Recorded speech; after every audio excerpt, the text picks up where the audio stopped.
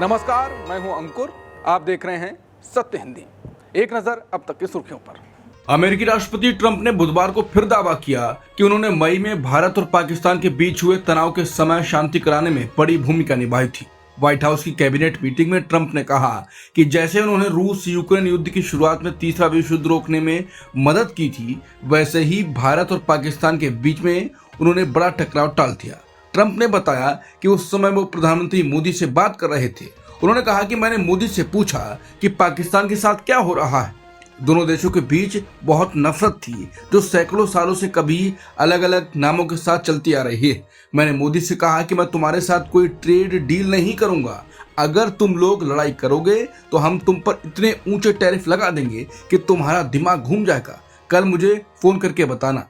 Trump का दावा है कि उनकी इस धमकी के बाद सिर्फ 5 घंटे के भीतर भारत पाकिस्तान के बीच समझौता हो गया और हालात काबू में आ गए। उन्होंने ये भी कहा कि शायद ये तनाव फिर शुरू हो सकता है, मुझे नहीं पता, लेकिन अगर ऐसा होता है तो मैं उसे रोक दूंगा। दुनिया को ऐसे हालात में नहीं जाने दे सकते हैं। ट्रंप ने यह भी कहा कि इस झड़प में 7 जेट विमान गिराए थे, जबकि पिछले महीने उन्होंने कहा था कि 5 विमान गिराए गए थे। जिसके बाद पीएम मोदी के आलोचक कह रहे हैं कि ट्रंप ने पहली बार मोदी की पूरी पोल खोल दी है। मोदी ने सचमुच में क्या पैसों के लिए देश को बेच दिया? ये देशद्रोह है। अमेरिकी राष्ट्रपति ट्रंप ने टैरिफ को लेकर पीएम मोदी को 4 कॉल किए थे, लेकिन पीएम मोदी ने उनसे एक बार भी बात नहीं की। इससे दोनों नेताओं के बीच तनाव और बढ़ गया।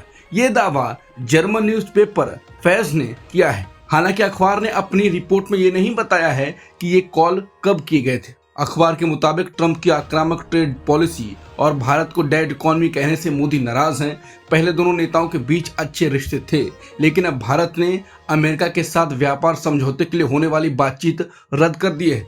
अमेरिकी प्रतिनिधि मंडल को नई दिल्ली आने से रोक दिया गया है। हालांकि ये रिपोर्ट कितनी विश्वसनीय है, इस पर सवाल उठ रहे हैं।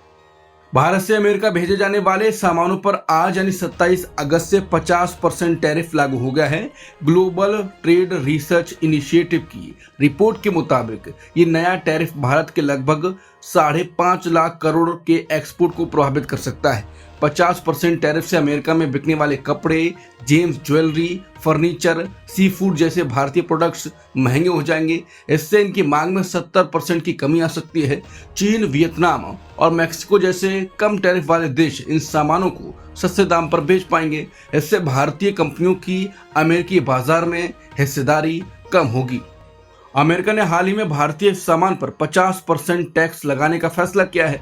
इसी बीच फिजी के प्रधानमंत्री सिटिवेनी राबुका ने मंगलवार को कहा कि उन्होंने प्रधानमंत्री मोदी से मुलाकात में साफ कहा कि लगता है कोई आपसे बहुत खुश नहीं है।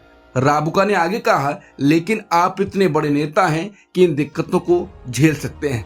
वो दिल्ली में ओशन ऑफ पीस विषय पर आयोजित व्याख्यान के बाद लोगों से बातचीत कर रहे थे। बता दें, राबुका 3 दिन के भारत दौरे पर हैं।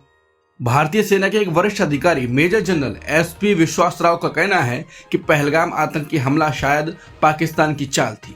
पाकिस्तान चाहता था कि भारत गुस्से में आकर कोई बड़ा सैन्य कदम उठाए, जैसे सर्जिकल स्ट्राइक, और उसी के लिए उसने जाल बिछाया था। ये बात उन्होंने रण संवाद नामक सेमिनार में कही। यही भारत का पहला तीनों नेताओं से जुड़ा बड़ा सैन्य सम्मेलन है, जिसे सिंगापुर के शांग्री ला डायलॉग की तर्ज पर आयोजित किया गया।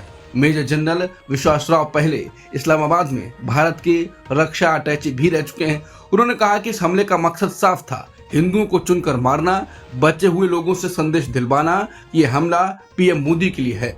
उनका कहना है कि इस हमला भारत में राजनीतिक दरारें पैदा करने और देश को उकसाने के लिए किया गया था। पाकिस्तान चाहता था कि भारत कड़ा जवाब दे और युद्ध की स्थिति बने, जिसके बाद सोशल मीडिया पर लोगों का कहना है कि अगर ये जाल था तो इसका मतलब है कि मोदी के इसमें फंसने से भारत फंस गया।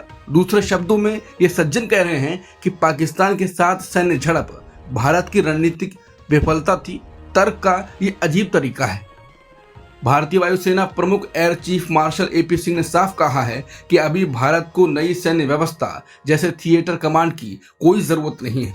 उनका कहना है कि हाल ही में पाकिस्तान के साथ हुए टकराव के दौरान तीनों सेनाएं और चीफ ऑफ डिफेंस स्टाफ एकजुट होकर काम कर रहे थे। सभी ने मिलकर बढ़िया तालमेल बनाया और किसी तरह की कमी नहीं दिखी। उन्होंने कहा कि अमेरिका या चीन जैसी व्यवस्था भारत में कामयाब नहीं होगी। हमें अपनी जरूरतों के हिसाब से चलना चाहिए। नई संरचना यानी थिएटर कमांड बनाने की कोई जल्दबाजी नहीं है। एयर चीफ ने कहा कि दिल्ली में एक संयुक्त योजना और समन्वय केंद्र बनाया जाए, वहां से एक साथ योजना बने और फिर सेनाएं अपने अपने हिसाब से उसे लागू करें। सुप्रीम कोर्ट के मुख्य न्यायाधीश बी.आर. गवई ने मंगलवार को केंद्र और बीजेपी शासित राज्यों से अहम सवाल पूछा। उन्होंने कहा कि अगर राज्यपाल की सिफारिश पर लगे राष्ट्रपति शासन की समीक्षा अदालत कर सकती है, तो राज्यपाल जब किसी राज्य के बिलों को सालों तक रोक कर रखते हैं तो उस पर अदालत क्यों नहीं सवाल कर सकती। ये टिप्पणी महाराष्ट्र सरकार की ओर से पेश किए गए तर्क के दौरान आई, जिसमें कहा गया था कि राज्यपाल को संविधान में विस्तृत विवेकाधिकार दिए गए हैं। सुप्रीम कोर्ट की कॉलेजियम में शामिल जस्टिस बी.वी. नागरत्ना ने एक बार फिर असहमति जताई है। मामला है पटना हाईकोर्ट के चीफ जस्टिस विपुल मनुभाई पंचोली की सुप्रीम कोर्ट में नियुक्ति का। जस्टिस नागरत्ना का कहना है कि कई वरिष्ठ जजों को छोड़कर पंचोली की सिफारिश की गई है। इससे पहले भी उन्होंने इसी वजह से आपत्ति जताई थी। इस बार उन्होंने सवाल उठाया है कि आखिर क्यों गुजरात से ट्रांसफर होकर पटना हाईकोर्ट आए पंचोली को प्राथमिकता दी गई। बता दें, अगर जस्टिस पंचोली की नियुक्ति होती है तो वो 2031 में भारत के मुख्य न्यायाधीश बन सकते हैं और करीब 1.5 साल तक उस पद पर रहेंगे। नागरत्ना का कहना है कि इस फैसले से न सिर्फ वरिष्ठता की परंपरा टूटी है, बल्कि सुप्रीम कोर्ट में गुजरात हाई कोर्ट से जजों की संख्या असमान रूप से बढ़ जाएगी। सुप्रीम कोर्ट और हाई कोर्ट के 56 रिटायर्ड जजों ने मंगलवार को एक संयुक्त बयान जारी किया। इसमें उन्होंने उन 18 पूर्व जजों का विरोध किया है जिन्होंने उपराष्ट्रपति पद के विपक्षी उम्मीदवार और पूर्व जज बी सुदर्शन रेड्डी के समर्थन में बयान दिया था। इन 56 जजों का कहना है कि कुछ पूर्व जज बार बार राजनीतिक मुद्दों पर बयान देकर न्यायपालिका को राजनीति से जोड़ने की कोशिश कर रहे हैं। बयान में कहा गया, हर बड़े राजनीतिक फैसले के बाद वही कुछ लोग बयान जारी कर देते हैं। ये न्यायिक स्वतंत्रता के नाम पर राजनीतिक पक्षपात को छिपाने की कोशिश है। इससे न्यायपालिका की गरिमा और निष्पक्षता को नुकसान होता है। उन्होंने कहा कि जब कोई रिटायर्ड जज खुद चुनाव लड़ने का फैसला करता है तो वो राजनीति का हिस्सा बन जाता है। ऐसे में उसे बाकी नेताओं की तरह राजनीतिक बहस में खुद को साबित करना चाहिए। बयान जारी करने वालों में पूर्व मुख्य न्यायाधीश रंजन गोगोई और पी सदाशिव और सुप्रीम कोर्ट के रिटायर्ड जज ए.के. सिकरी और एम.आर. शाह शामिल हैं। उन्होंने अपील की कि पूर्व जज ऐसे राजनीतिक बयानों से दूरी बनाकर रखें। बता दें, सोमवार को 18 रिटायर्ड जजों ने अमित शाह की आलोचना की थी। इसके बाद अब पूर्व सीजेआई रंजन गोगोई समेत जजों ने जजों की आलोचना की है। अब तक की खबरों में इतना ही। बाकी खबरों के लिए बने रहिए सत्यहिंदी.com के साथ। Copyright disclaimer under Section 107 of the Copyright Act 1976. Allowance is made for fair use for purposes such as criticism, comment, news reporting, scholarship, and research. Fair use is a use permitted by copyright statute that might otherwise be infringing.